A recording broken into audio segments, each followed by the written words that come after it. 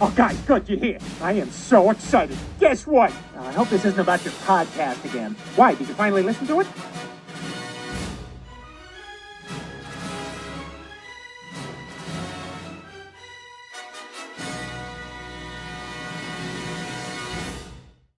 Before we start this podcast, let me invite you to subscribe to the podcast on iTunes, YouTube, or any podcaster.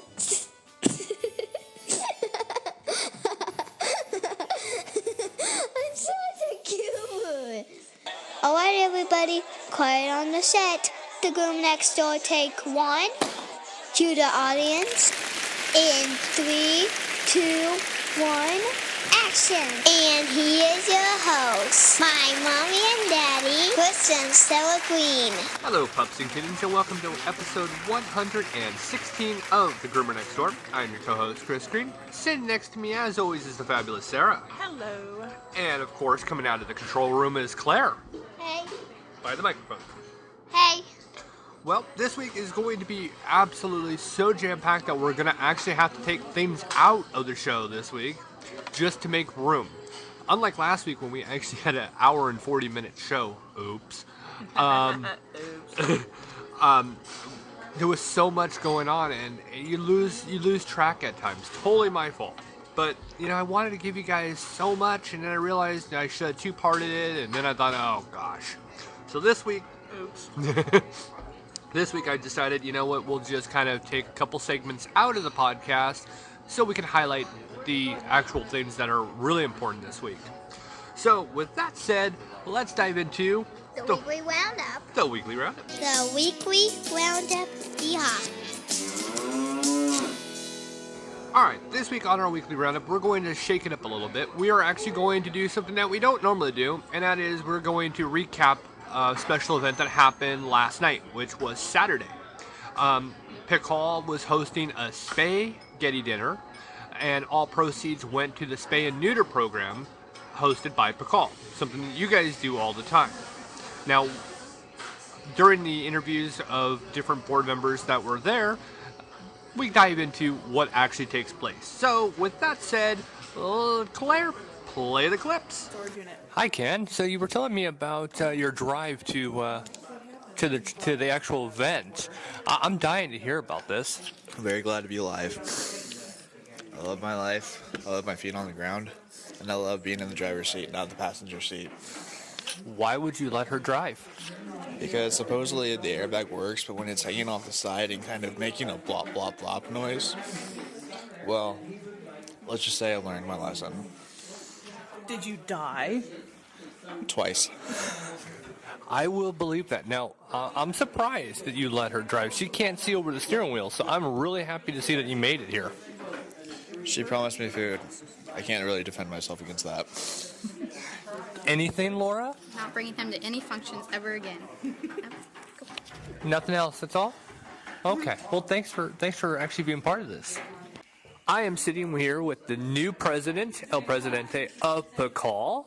Congratulations on it. Now, what's this event that we are sitting at? The Spayghetti Dinner.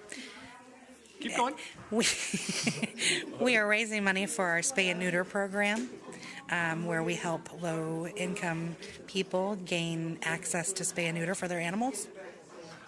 And how much do you know has been raised so far? Do you have an estimated count? Around 400.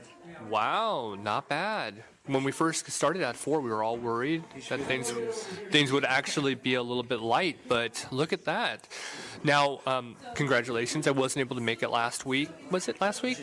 Was the meeting? Or was it 2 weeks ago? I wasn't able to make it because I had to be with Claire, but congratulations on that.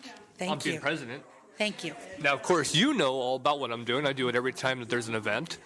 He's like, oh, yeah, he's doing the podcast over there. That's what he's doing. So tell us more about Spayghetti Dinner, if there's anything more to talk about.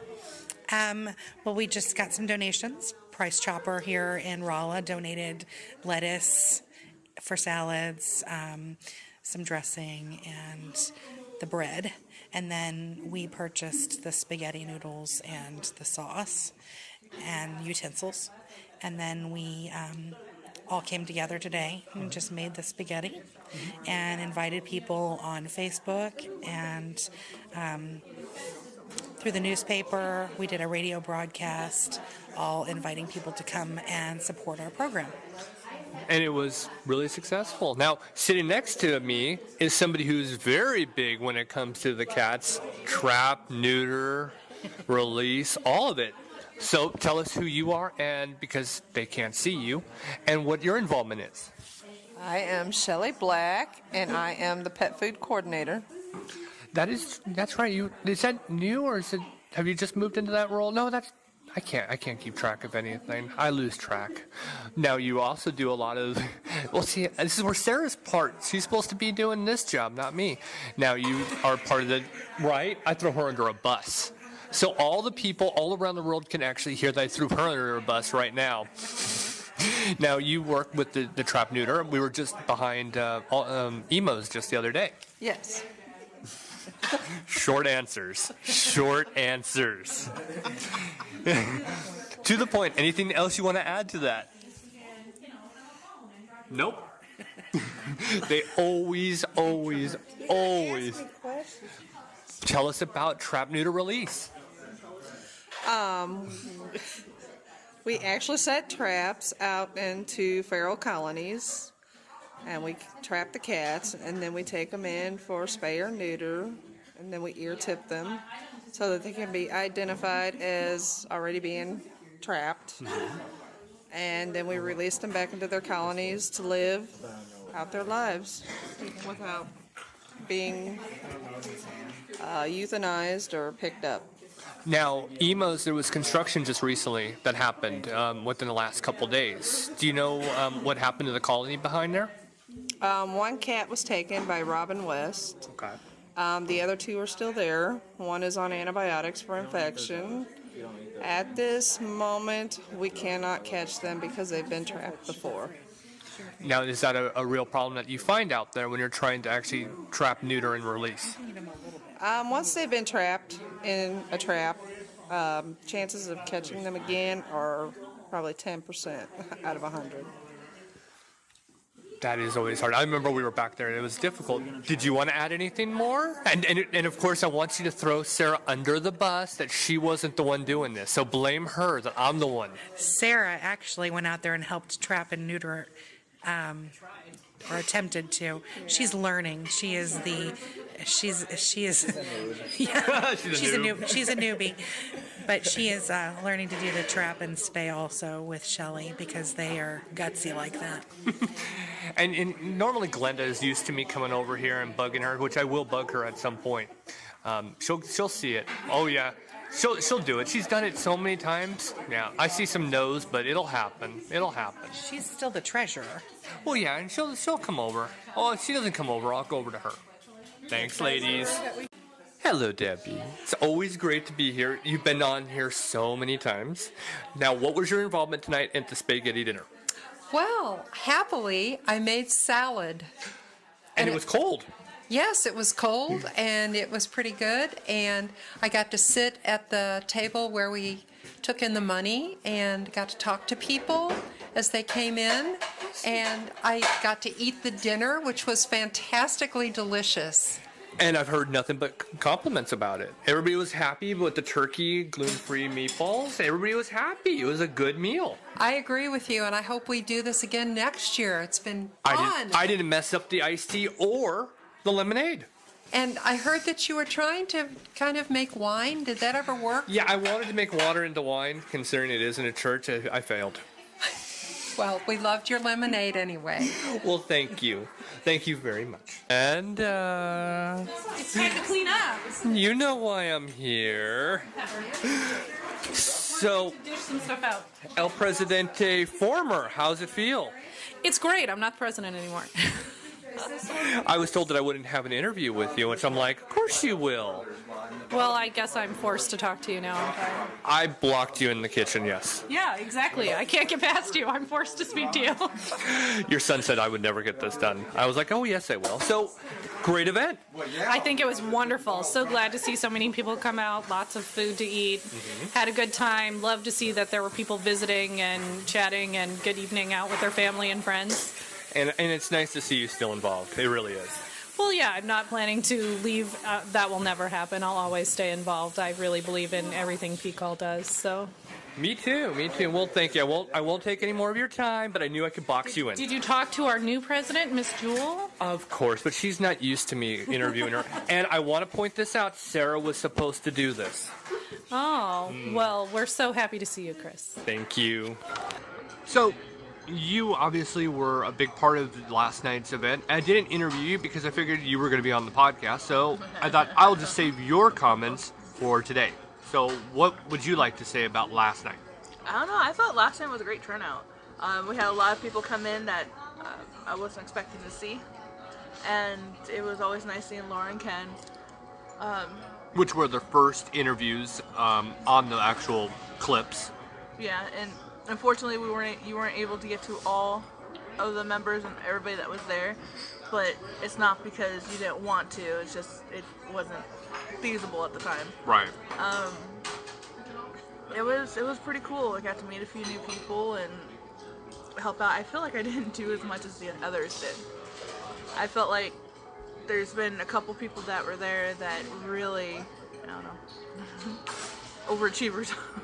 Well, you're still getting your feet wet when it comes to all this, so you trying to find my role. In right, and it's going to be, it's a transition.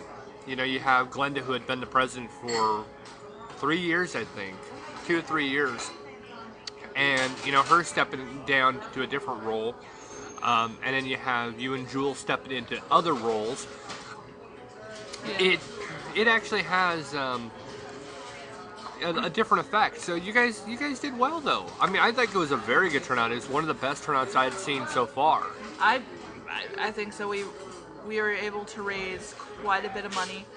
We still had to pay out a great deal for food. I do have to mention that we had amazing donations from cost cutters. Price choppers. Price choppers, sorry. Yes. Price choppers donated the bread and salad, which right there is just an amazing amount. And then Glenda went to Sam's Club and got the spaghetti sauce and the noodles and all this other stuff, and then all of us came together and brought desserts. Right. And what's nice about this is that you guys did pull in a lot of money, which is going to go leaps and bounds for all the cats that need spay and neuter. Well, that and we right now do not have the resources and enough people to do a bunch of TNR, but to help the folks that need to get their pets spayed or neutered who don't have the money to actually afford it, since it can be so expensive. Right. This will help those folks. And all of the fosters that go into our care, it'll be the same way. All of them will get fixed, vetted, everything. Right. And that comes with shots. It goes with the actual spay or neuter. I mean, it's a lot of things that come along with it. So it's definitely a big deal. Well, I was glad to have been part of it, and you helped a lot. You helped moving around everything, and kept some people entertained, and just was there whenever somebody needed an extra pair of hands. It was really helpful. And it was fun. It was a lot of fun. Well, with that said, let's move on to G&D News. Alright, this week on G&D News, I picked 2 really good stories for you to actually hear. One is so bizarre that I was pretty much floored when I was listening to the story. It is actually a recap, not really a recap, but kind of a follow-up. Thank you. It was a follow-up to a story that we had just talked about a month ago right here on G&D News. Was it really that long ago? Roughly. That was just a couple weeks. Yeah, within the last 3-4 weeks, something like that. Yeah, I mean, time has been going by. And then another one is kind of a PSA for everybody. Since, you know, we have springtime right around the corner, we have a real concern that is going to be popping up in your front yard. So with that said, let's go to Los Angeles, California for our follow-up story. This story really doesn't need an intro. I think they did a pretty good job explaining the story, and we will come back and talk about it. So Claire, play that clip. Good evening, I'm Pat Harvey. And I'm Paul Majors. We begin with a strange twist to an already bizarre story. The death of a woman who led police on a freeway chase with a car full of dogs. As CBS 2's Dave Lopez shows us, her last moments alive were all caught on camera. This security video, we have slowed it down and highlighted it, shows a woman dangling out a window of a moving Orange County Transit Authority bus. She eventually falls out and lands on the street, La Palma. Today, Anaheim police identified her as Tiffany Toby. That's the same woman, Anaheim police confirm, who on January 20th led the CHP on a high-speed pursuit, and when it ended, 6 dogs, pit bull mix, jumped out of her Mercedes and had to be corralled on the freeway. These officers are still cautious. Ms. Toby was charged with animal cruelty, was released on a $50,000 bond, and when she failed to show up in Orange County Court yesterday, her bail was revoked and an arrest warrant was ordered.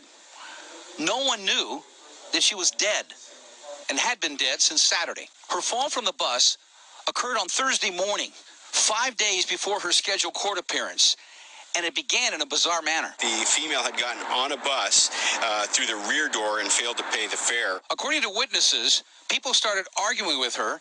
That's when she dangled out the window and fell. The video shows her getting up, running across La Palma, and trying to get inside a vehicle. She also tried to jump on another one. The video doesn't show that.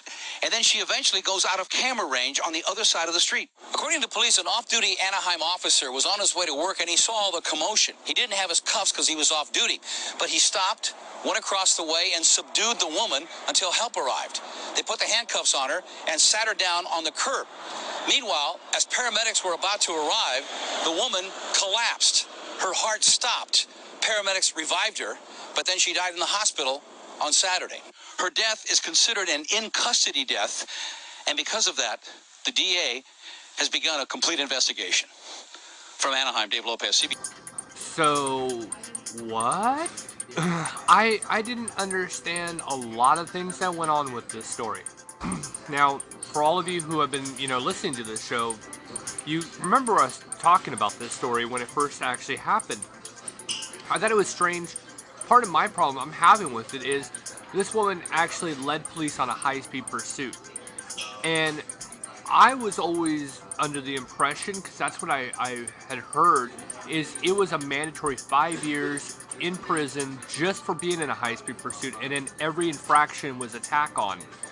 So I don't understand how this woman ended up out of jail. I mean, after you reach so many miles per hour, it becomes manslaughter. Over 100. Yeah. And any high-speed pursuit typically goes over 100. How she was able to come up with bail? Yeah, that was an odd one. I mean, $50,000 bail. Okay, but I don't understand why she was let out. And then there's definite obvious signs that this woman wasn't mentally stable at all. She wasn't of sound mind for a while. Yeah. So I'm trying to figure out what happened here. I mean, I can't believe she survived. Well, the part that really caught my attention and I was floored by is, for one, we lived right in that area. Yeah. That was where we lived. Where all this happened, I worked at the hospital. I'm almost sure she ended up going to. There's no other hospital in the area. It had to be that hospital. And I'm just thinking to myself, it hit so close to home, for one. And second is, I've never heard of somebody climbing out of a bus window. I didn't know you can open the bus windows. Not that wide. It's that big enough to get a human being through it. That shocked me. It's like hotel rooms. The bigger hotel rooms, you can't open their doors or the windows. Yeah. I mean,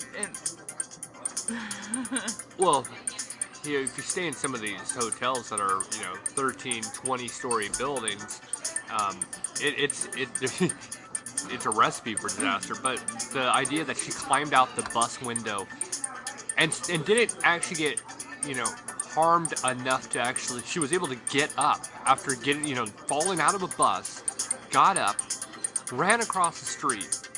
I mean, there's definitely, I wouldn't be surprised that some kind of narcotics had to be involved. Something had to be involved.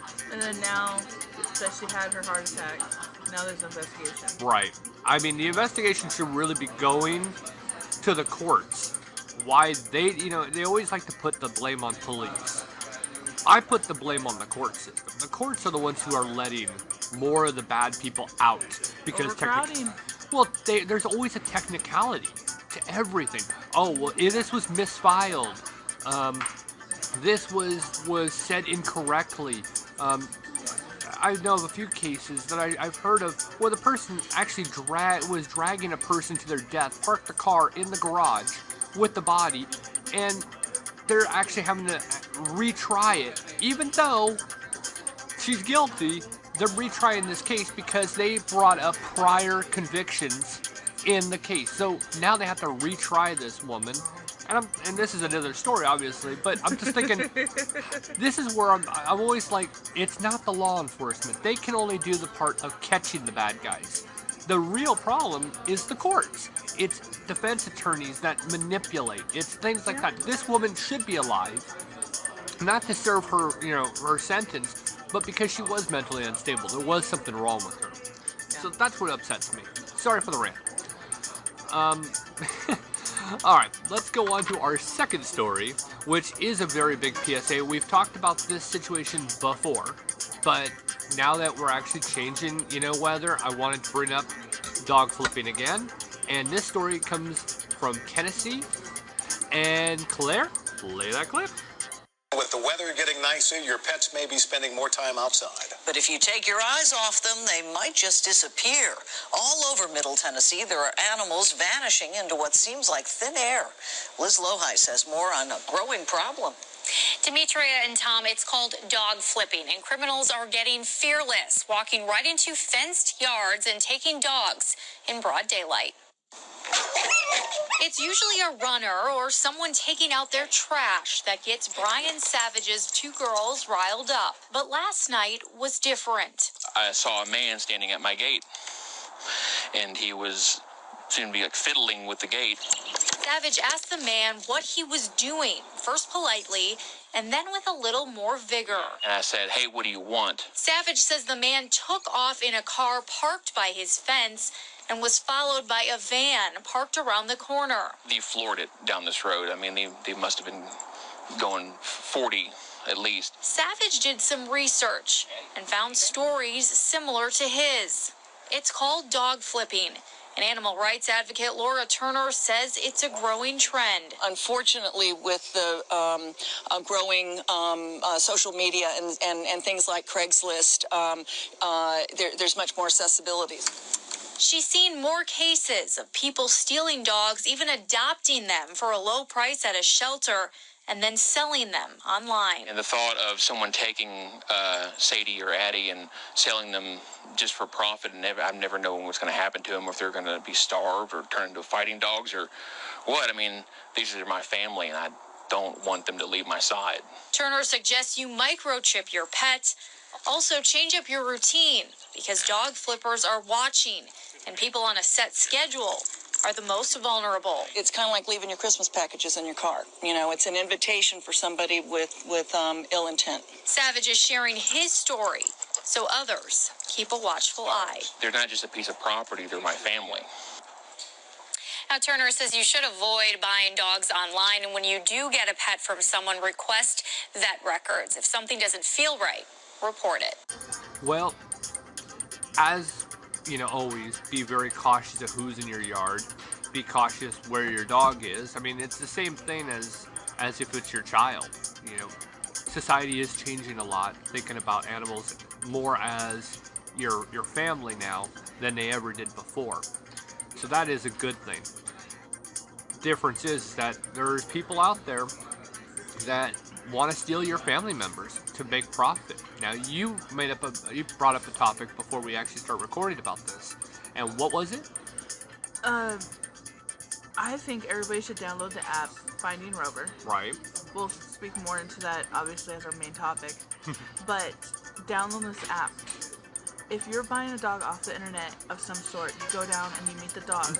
I would, if I were you, take a picture of it, let it scan, do what you need to do, and put it through that database to see if someone's missing their pet that have been either stolen from and then flipped for profit.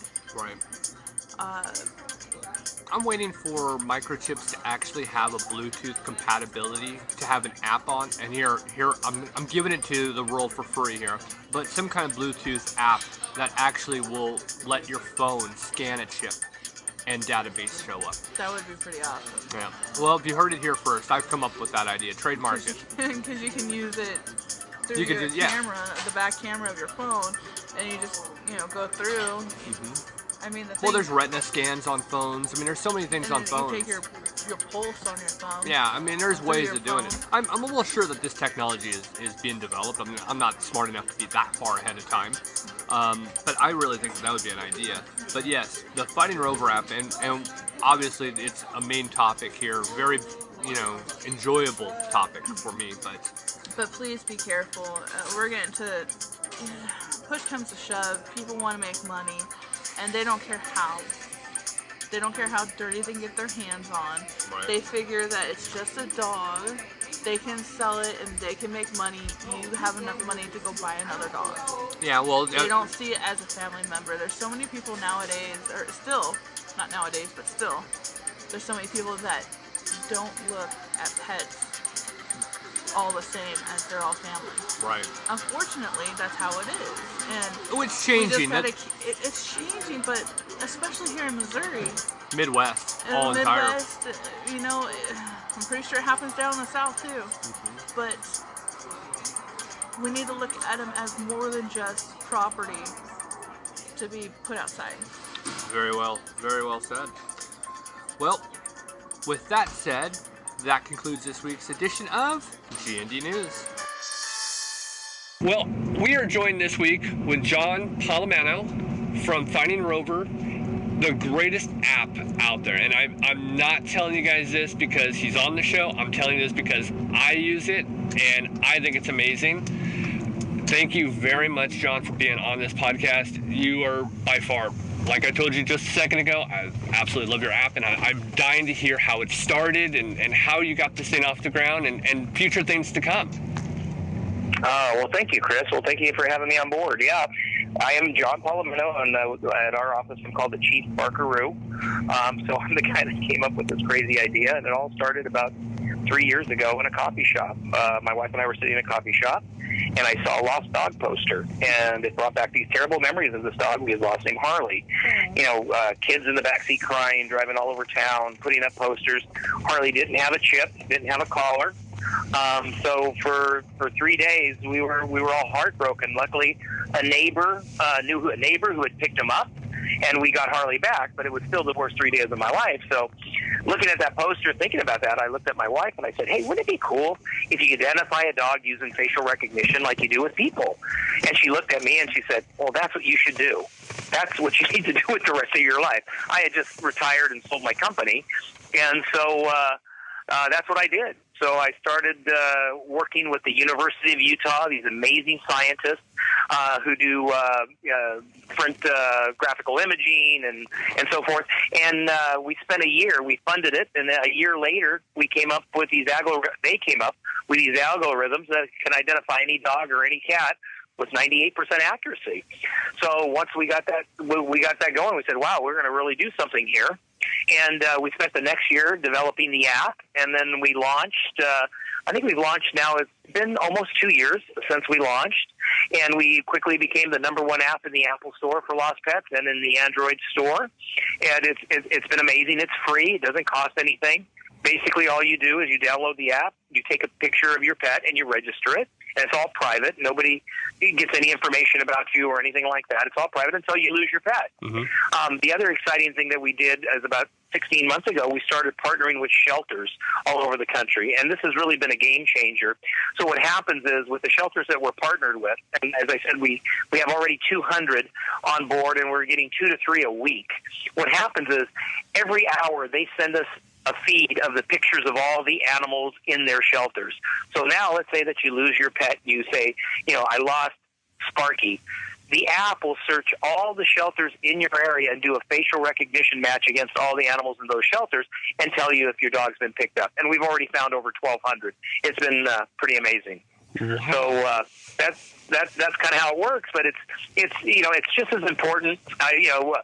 I tell everybody, it's just as important for every one of us to have the app. If you own a dog or you don't own a dog, you don't need to own one to save one. I'm a big proponent of chips. I'm a proponent of collars. I'm a proponent of anything you can do to save an animal. But they're all forms of communication. Now, how many of us carry chip readers? No, not many of us. None of us. But how many of us carry phones? So any one of us with a phone, if you see a lost animal, you just hit the bark button and you take a picture, and if that animal's been reported lost, we have 98% accuracy. You're going to know who the owner is. And that's a game changer. And that's what we're most proud of, and it works every single day, and we are finding animals every day, and it's been really exciting. It's so easy to use. That's part of it. I mean, anybody can just figure it out. You have the easy buttons right there. Like I mentioned before we started recording, just the actual sound effect. To actually push it, the dog will look right at your phone. Perfect view. Our Chihuahua, I did it with that one first because it can kind of go everywhere with its head, especially with its little friends in the house. And I just one time turned right to the camera, perfect picture. It was one of the best pictures I actually took of our dog. Now, you were saying that you went through a lot of different sound effects. How long did that take to actually find the perfect one? Oh, God, I can't tell you. In the office, it was kind of the funny thing. We tried all kinds of things. Now, to be honest, the best was a squealing cat, but we just couldn't do that. We didn't want to put, a quick cat squealing for a dog or a dog. But the puppy worked just as well. And there must be something about a whining puppy that gets the attention of not only dogs, but also cats. So it's, we spent millions of dollars on this technology to develop it. And when we came down to it, we needed to get the pet to look at the camera, and it was, it was just a sound effect, which is pretty funny. Now, you had said you developed the app. Now, developing an app. Now, I'm the last person to actually understand how that works. I mean, it's technical to set up a podcast, but I can only imagine the difficulty in doing an app. How difficult was it? And is there a difference from doing an app for Android to iTunes, or is it about the same? Well, they have different languages, but there are languages that can be written in that do both. But they do have their own idiosyncrasies, and it's constantly being developed. As you can imagine, every time Apple comes out with a new release and a new update, all the apps need to be updated to work with that new release. And same thing with Android. So it's an ongoing thing. And finding Rover not only is a lost and found, with the facial recognition technology, but there's also a social side to it. I mean, if you get into it, you'll see all the animals that have been adopted in your local shelters. You'll see people posting pictures of their pets, cute pics, and so forth. So there's also a social side to it, a fun social side to finding Rover. So it's quite complicated to do it well. It takes quite a bit of work and quite a real great dedicated team, and we're very, very fortunate that we have both. We all these amazing people who are all pet lovers. We all have dogs and cats, and every time that we hear a success story, I mean, you should see the office. It just jumps up and down with joy. Now, I was going to mention it. You're already further ahead than I thought you would be on that one. I was going to mention how it is a social media kind of site. Do you actually, and I perceive it this way, maybe I'm a little ahead of myself here, but I can see where Finding Rover can actually be a Facebook, Twitter of its own and actually grow legs to become its own social media site. I think it can in its own unique way. We never designed it to be Facebook or Twitter. But for pet-centric, there's some really cool things that you can do, as I said, with your local shelters. And we're all about animal welfare. I mean, it's all about, taking care of our best friends. They give us unconditional love. It's all about giving it back to them. So, yes, I believe that. As we start growing, we have what are called dog packs. So we could see in the future you can create your own dog pack or, dog walking. And there are all kinds of great things that we'll be able to do with Finding Rover in the future. We just partnered with VCA Animal Hospitals, which is the largest veterinary hospital chain in the country. I believe they have almost 700 hospitals, 14,000 vets. So they'll be working with Finding Rover. We've partnered with the Petco Foundation. The Petco Foundation is giving grants in the name of Finding Rover to shelters who are signing up with Finding Rover. So it's really an exciting time. We're partnering with these amazing organizations that, it's about animal welfare first. And we're hoping that, Finding Rover just will become part of your, it'll just become part of everyday life. I see a day that anybody who sees a lost animal just reaches into their purse or their pocket and takes a picture and saves it. We have the technology now. All we have to do is have the heart to do it. And that's what's exciting. And it is. And, you've made it so easy. That's why when I first immediately, really honestly, thank you. I mean, you put in the time, you put in the money, you put in a great deal. With the social media portion of it, it's in our hands at all times. I mean, growing up, we didn't have all these kind of technologies. Now it's like everything's so easy. Do you find that, being that it's pets, do you find that there's a little bit less interest in people than, say, obviously what's going on in social media, the TMZ type atmosphere? Do you think that animals kind of go by the wayside more, or do you actually see it? Chris, I don't know if it goes by the wayside more. It's more specialized. I think, people who will want to be on the app, will be people who are dog lovers. And as I said, as we start adding more features, we're looking to add, as I said, through VCA and the medical side, and as you know, as a dog, as a dog groomer, when somebody brings an animal, you have to make sure they're vaccinated. You're not going to, you have to make. Well, now all those records will be updated automatically in Finding Rover. So if they're a member of Finding Rover, when somebody walks up, they'll just show you their phone, and there'll be the vet certificate automatically updated with the vaccination record, which they can just, you could have on file. If they choose, say this is my groomer, and you're part of Finding Rover, it'll automatically be updated to you. So there's some really cool things that we're going to be able to do with the technology to, as I said, for animal welfare. So it's an exciting time. We're real excited about the future and what we're going to be able to do. And it all started with Harley being lost 3 years ago. You know what? It's funny is this podcast started exactly in a sense the way that your app started. I went to my wife saying, "Hey, I have an idea." And that's how it starts. Yeah. It's always how it starts. It's funny how the things start by going to your significant other. Hey, I got an idea. Luckily, mine didn't shoot mine down, and thank God yours didn't shoot yours down, or we wouldn't have this opportunity. Yeah, it was. I've always had crazy ideas. I've always been an entrepreneur. My wife was really. She looked at me and she said, I was in the construction industry before, and she said, you always thought you'd be remembered by something you built, but you're going to be remembered for saving millions and millions of animals. That's a much better legacy. And I said, yeah, I think you're right. Well, building an app is a lot more difficult than, anything out there. I mean, honestly, I can't build anything. I can't build a bookcase from IKEA, but I can put things together in my mind that would be in a computer, which doesn't make any sense to me. But you built something that's far better than any building. That's for sure. Well, thank you. And again, I'm the idea guy, as I said. A lot of talented people have been part of this, from the people at the university to our graphic designers, and even if you think about all the shelter directors around the country that are embracing this technology, it's a game changer for them too. Because I'll give you an example. In California, it's 72 hours hold period for an animal in a shelter by law. After that, it could be put up for adoption. Even worse, it could be euthanized. And that's what they have. So in a lot of cases, people can't even get to the shelter in time to see if their dog's been picked up. Because remember, you can't just call a shelter and say, do you have my dog? Right. You have to drive. You have to walk every single kennel and see if your dog's been picked up. Now, think about this. Let's say that you lost your dog. You go this morning to the kennel and you walk in it, and you don't find it. Are you going to go back tomorrow and the next day? Are you going to go to every shelter in the area? Well, the great thing about Finding Rover, it does it for you. It searches for you. So when the dog comes in to a shelter, it's checked against all lost dogs. When you lose a dog, you check against all found dogs, and it's all automatic. So even if the dog wasn't picked up by a shelter today, but it's picked up tomorrow, you'll be alerted tomorrow that, hey, we picked up your dog. And see, that's just amazing. Here's the another question I have for you is it only viable in the U.S. or is it worldwide?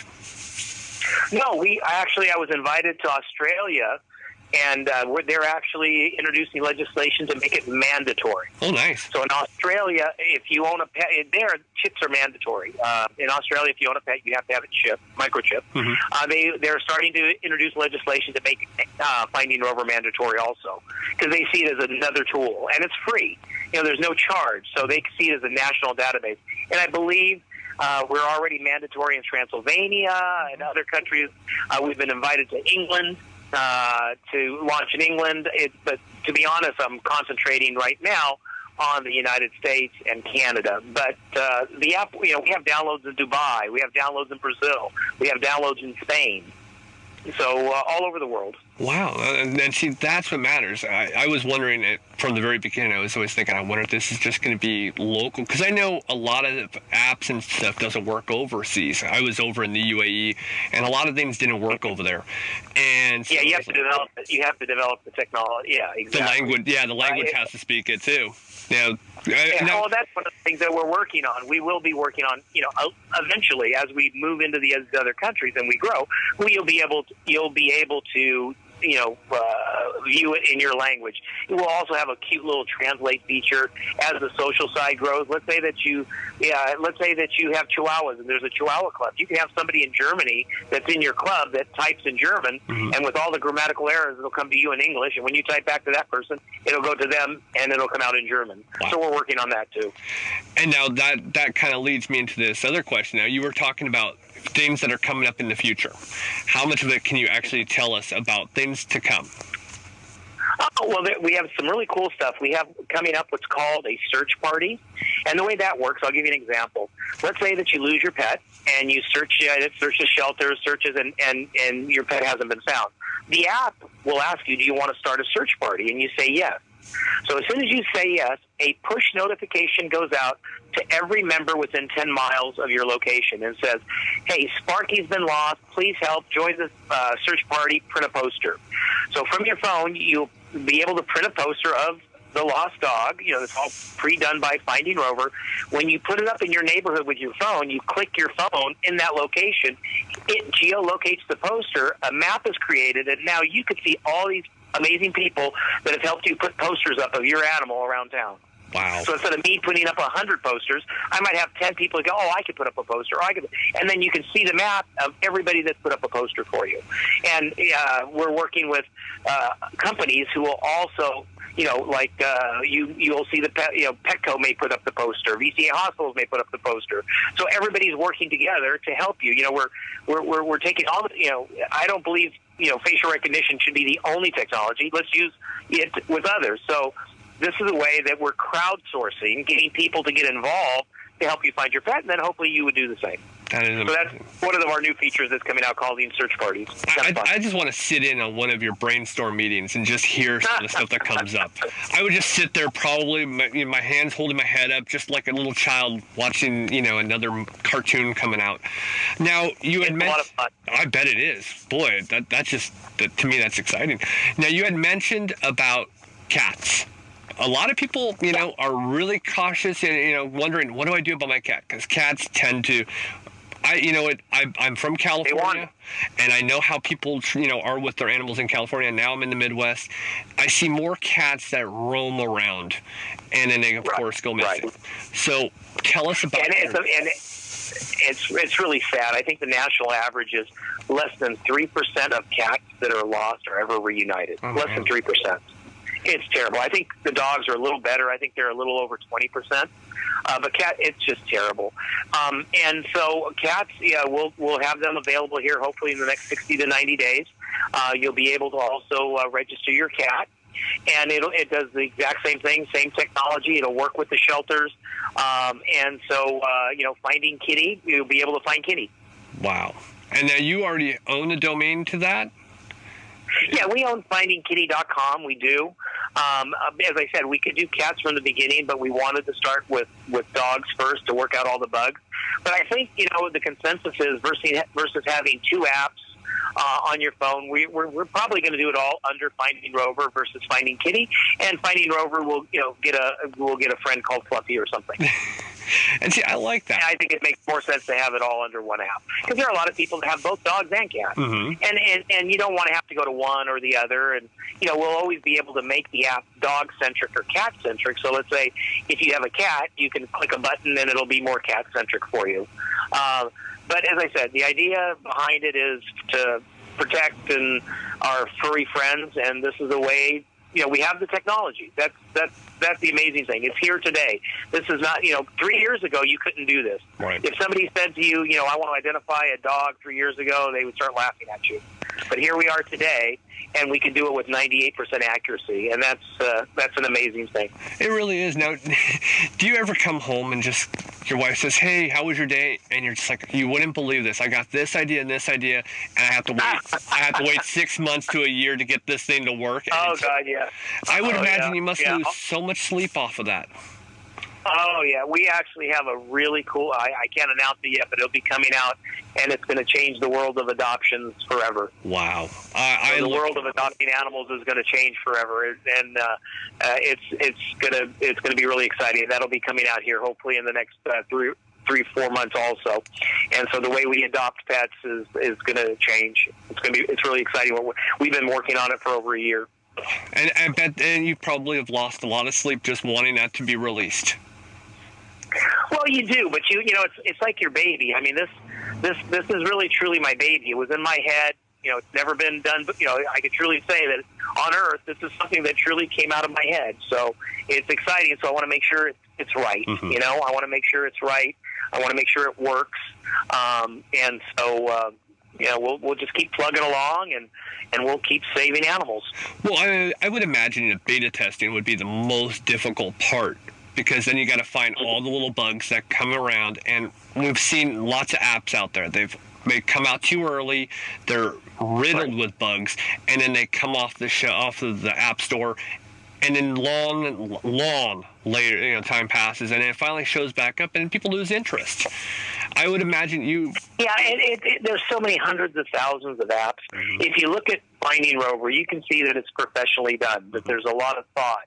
It works. It's clean. Now, there are always bugs. There's always bugs in everything. As I said, things are, they're never perfect, but we're constantly working on making it better, on making it faster, on making it easier. One of the rules of an app builder is if you do it in 3 buttons, make it in 2. If it's 3 clicks, make it 2 clicks. We want to make it simple, and hopefully we're doing it because it's a very complicated technology. But we're hopefully making it so simple that a 5-year-old can do it. A 5-year-old can hit a button, take a picture, and boom. Now, if you notice in the app right now, you have to dot the I's and the nose when you register your pet. Put the I's. Here next month, the app will do that automatically for you. You don't even have to do that. You just take the picture. We automatically identify the eyes and the nose for you. And I bet you that actual recognition was a lot more difficult to actually get that to render than other things to deal with.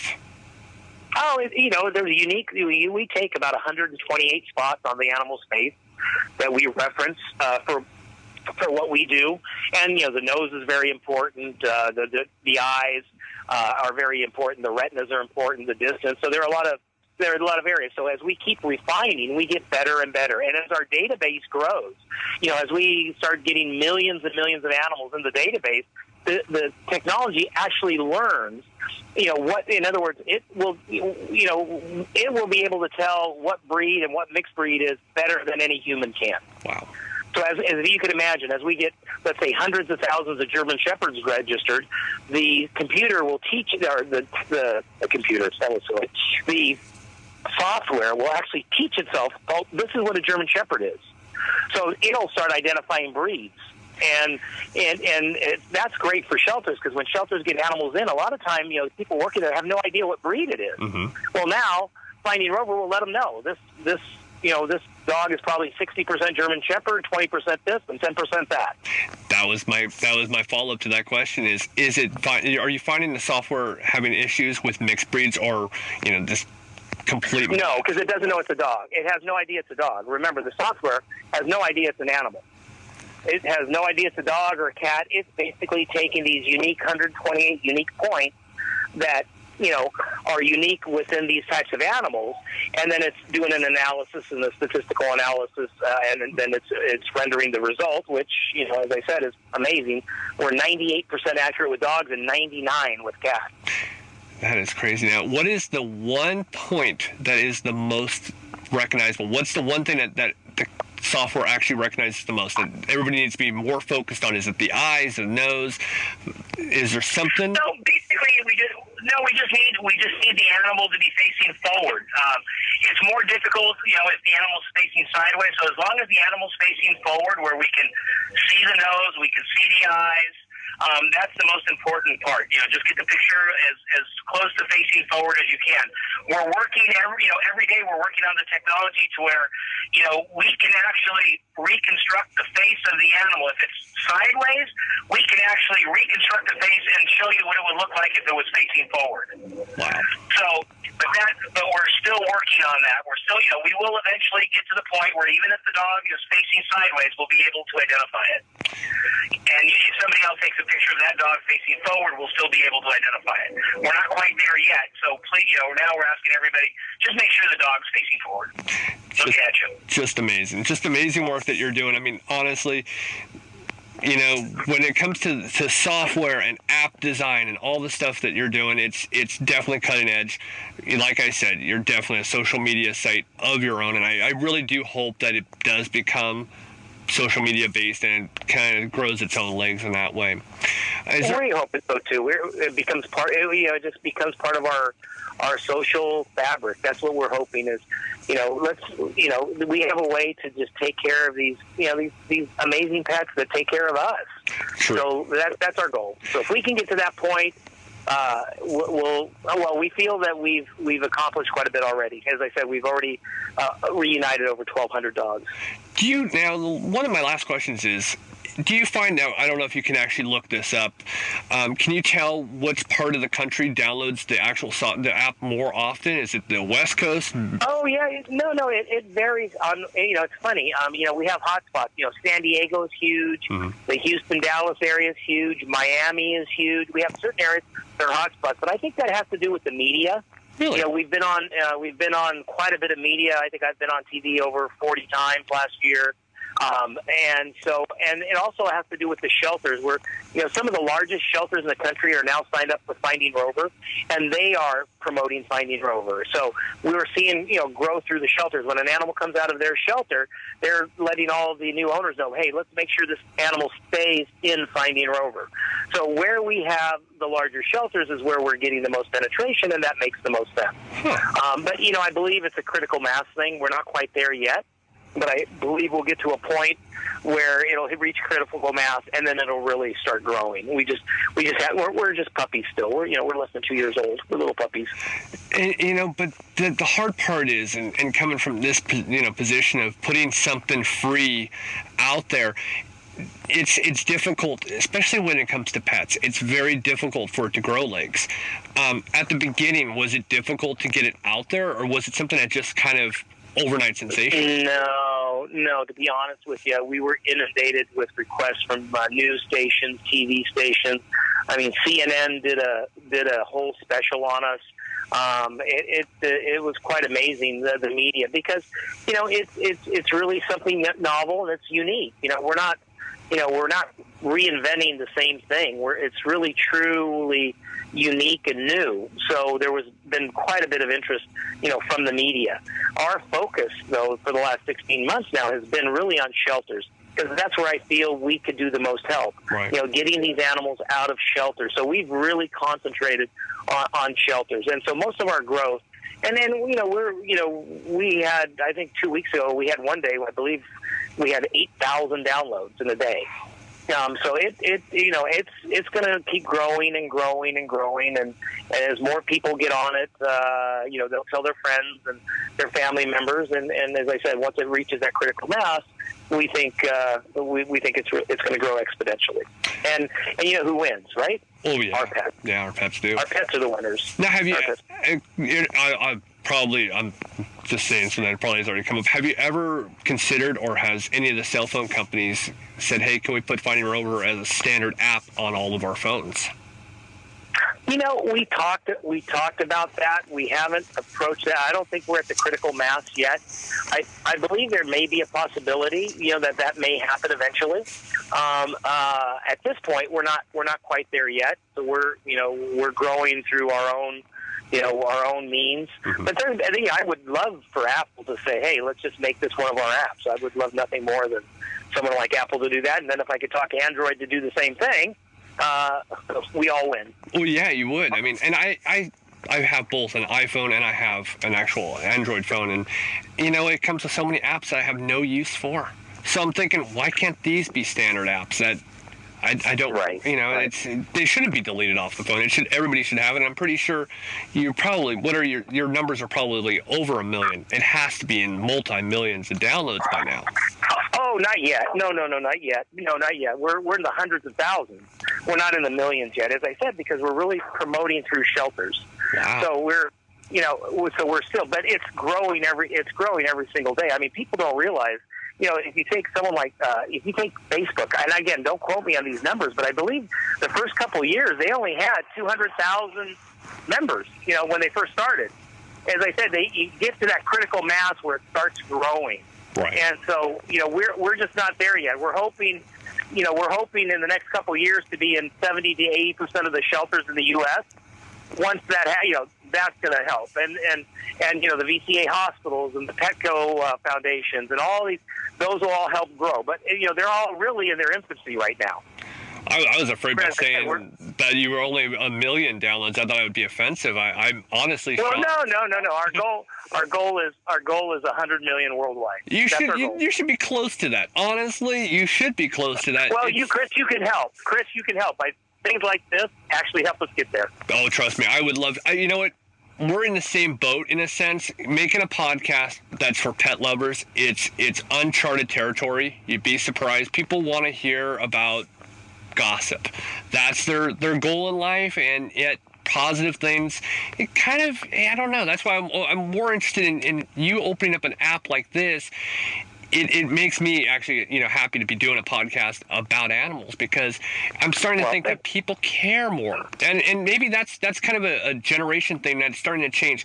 People are caring more about animals. People are caring about their well-being. But Chris, I'm sure I'm quite a bit older than you. But when I grew up, our dogs were outside. Yeah. We had dog houses. Go try to find a dog house today. Everyone's animals live in the house with them. That's one of the funniest things, you think about it. When I was growing up, we had a dog house. Our dog was in the backyard. Now, we would never think of having our dog in the backyard. Our dogs are in the house with us. Shocking as this may be. I mean, I'm 34, and like I told you, I grew up in Southern California. In Southern California, you're right. They're always in the house. You very rarely see a dog outside. You go out to the Midwest, and they're more outside than anything.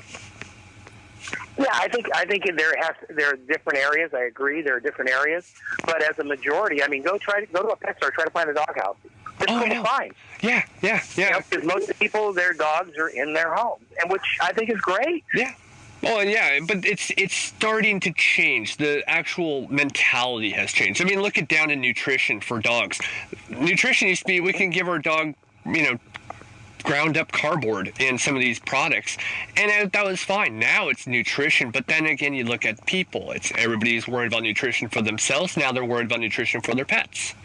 It's all changing. The fabric is changing, and honestly, it's apps like yours that, and really there is only one app out there, and that's yours, that is actually paving this road. You are doing things that I've never seen. and I commend you for that. Well, thank you. Well, thank you. I really appreciate that. I appreciate you guys taking the time and helping us get the word out. Oh, well, hey, thanks for making... I mean, you're a busy guy. You've got plenty of shows that are probably begging you to be on there, so thank you for making the time with us. I do appreciate it. All right, Chris. Thank you. I will send you a link to the show, and hopefully we'll talk again. Great. Hopefully people will enjoy it. How can they not? Seriously, how can it? Oh, last question I did have. I do. You know what? Before you go, you did mention Barkaroo. Who came up with that title? I did. You did. See, you know why? Yeah, I came up with the word Barkaroo, and it all happened because my son-in-law, his dad has a group called the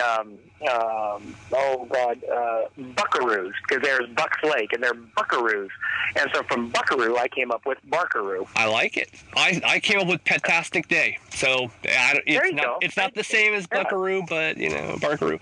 But my kids call me the dog father. I like that. See, I honestly was thinking it was one of your kids or your wife came up with it. They're always these things. Yeah, no, it was me. Yeah, but if it wasn't for her, I would have never done it because she pushed me to do it. Hey, my wife did the same for me. Well, thank you, John. It was absolute pleasure. Thank you, sir. Alrighty, bye-bye. Bye-bye. Let me just start off by again thanking John Polimeno for actually being on the podcast.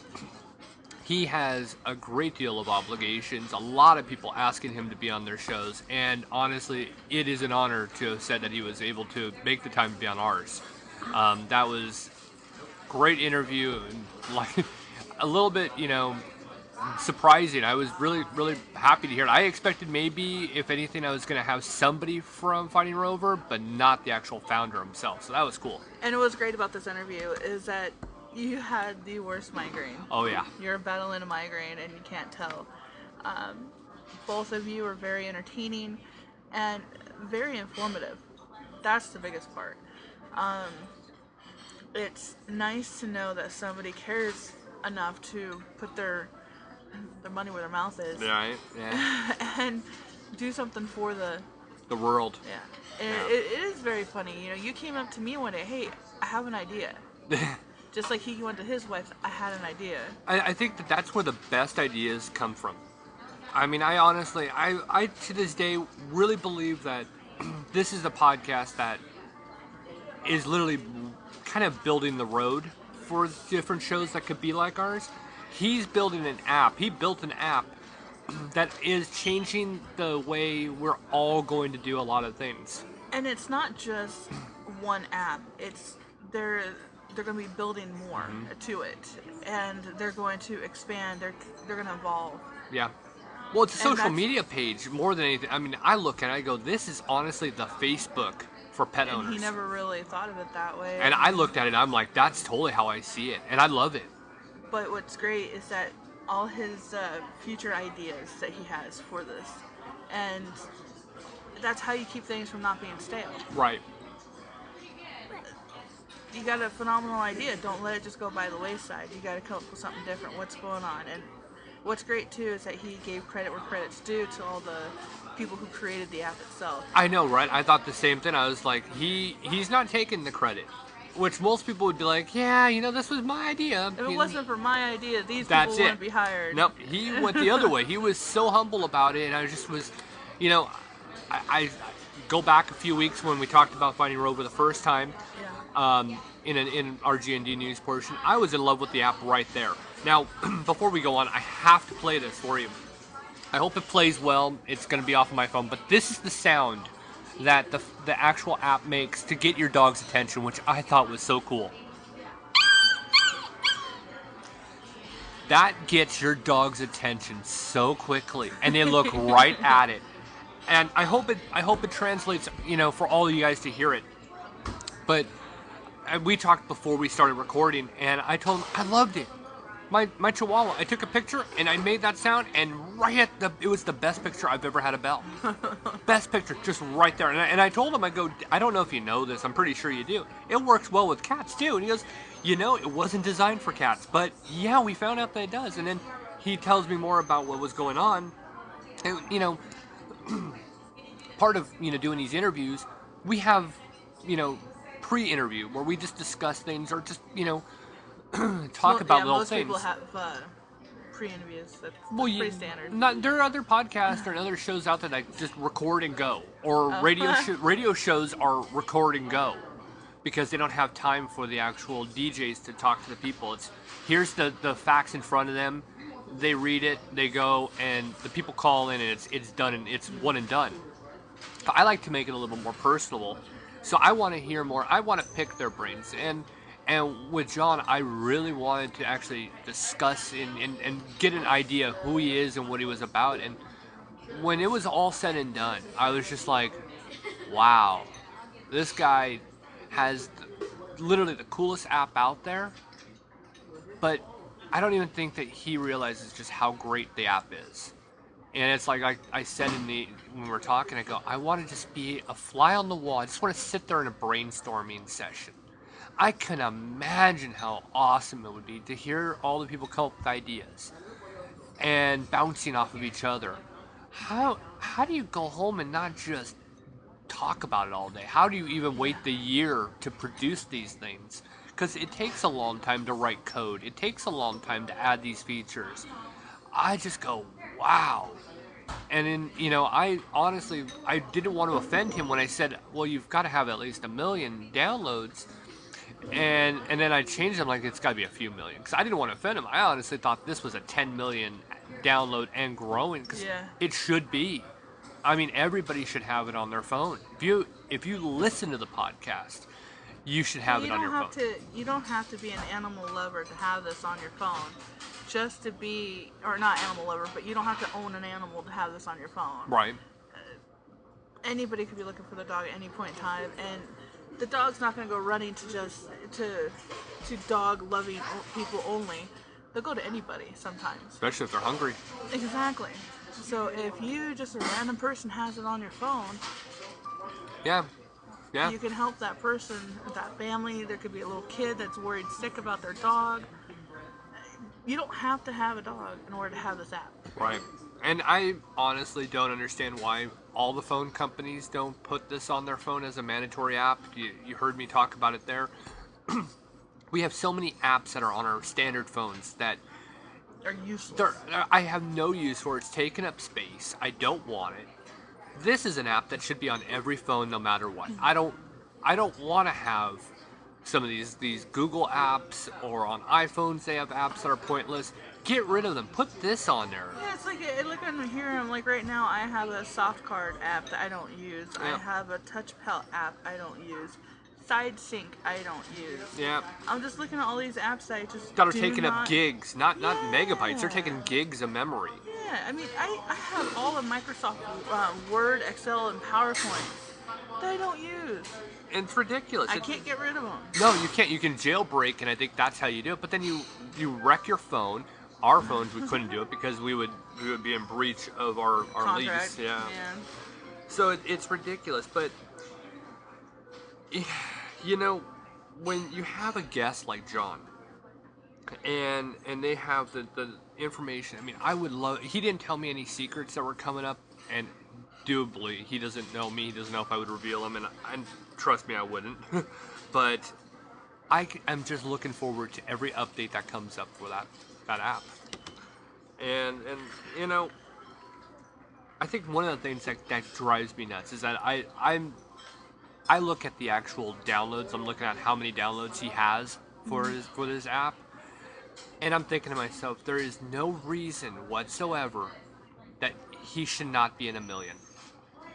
And then I look at when every week I look at how many plays we have on the podcast, and I think, why shouldn't we be one of the top podcasts out there? Information that we're putting out there, we're better than radio shows. Yeah. And yet, because it's a road that nobody has yet to actually decided that this is where we're gonna go. It's ahead of its time, and that is just so amazing to me. Well, do you have anything else you wanted to add to that? As my voice keeps going in and out. I'm losing my voice today. I think the interview was absolutely thorough. I did too. Loved it. I enjoyed it. I sat there listening to the interview as I was going about my day, and I really enjoyed it. Well, I enjoyed doing it, and I hope to actually have John Polimeno back on, but again, he is a very hard guy to actually have an interview with. So, thank you, John. It's a little hard to get him to find time to. That is, yeah. I mean, not, yeah. Yeah, thank you. Thank you. But not a hard guy to interview. No. He was an easy interview, but he's definitely got a lot of demand, and for obvious reasons. Yep. Obvious. Well, by that sound, the applause sound sign should be on. I'm Chris Green. Have a pet-tastic day. And I'm Sarah Green. Making sure everybody realizes life is short. Play with a pet. Claire. I'm Clay Green. Play with kittens and doggies. All right. Bye-bye, everybody. Okay, gotta go. In my bedtime. All right, good show, everybody. That's a wrap. Was without doubt the worst episode ever. Rest assured that I was on the internet within minutes, registering my disgust throughout the world.